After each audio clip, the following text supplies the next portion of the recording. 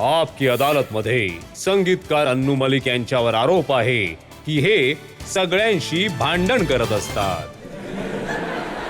आज तर तुम्ही खूप साधे सरळ बनून इथे बसलेले आहात, पण सत्य तर हे आहे की फिल्म इंडस्ट्रीचे लोक म्हणतात की जो तुमचं म्हणणं ऐकत नाही तुम्ही त्याच्याशी भांडण करता. मी उदाहरण देतो तुम्हाला.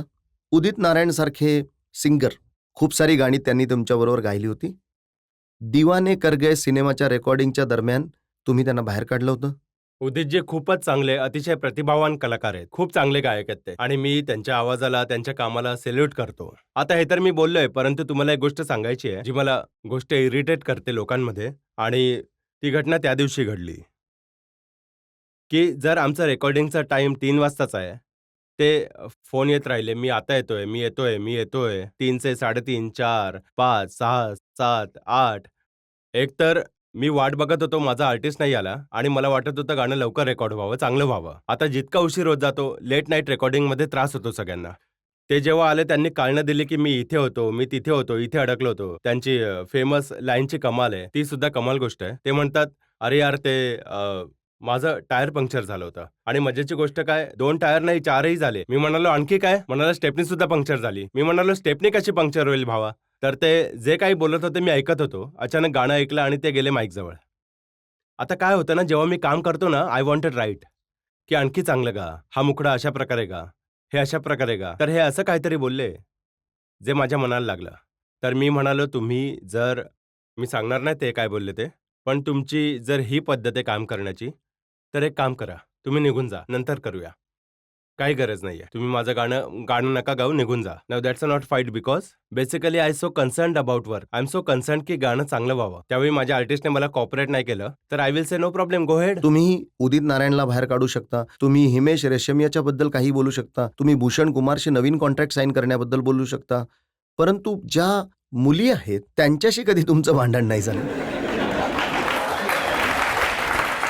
मी नक्कीच सांगेन की मी आशिक आहे, फाजील नाही. मी महिलांचा रिस्पेक्ट करतो. मी आशिक आहे, मी फाजील नाही आणि मी नक्कीच सांगेन अपन बोला वो मेरी लैला और वही बोली झूठ बोलता है साला. अपन जब भी सच्ची बोल रहा है ए उसको झूठ क्या को लगता है. ये उसका स्टाइल होएगा, होठों पे ना दिल में हाँ होएगा. ही माझी लाईफ आहे. किंवा दुसरं गाणं जे मी या प्रश्नावर म्हणेन, गोरी गोरी गोरी गोरी गोरी गोरी कभी कभी कहीं कहीं चोरी चोरी छुप छुप के तुम मिला करो, प्यारी प्यारी बातें बातें किया करो, पर यूं ना मिलना किसी से कभी हमारे सिवा. गोरी गोरी गोरी गोरी गोरी गोरी कभी कभी कहीं कहीं चोरी चोरी.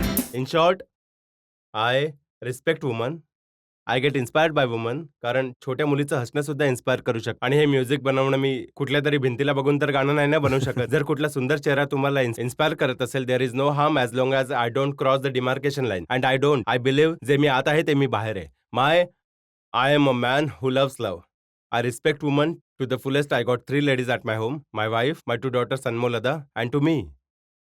मी स्त्रियांना सलाम आणि प्रणाम करतो. And I always respect them like a mother or like a sister. Nothing else. That's it. I just get inspired by my work. मी तर- जर inspiration wrong आहे, I'm sorry. I don't buy this at all.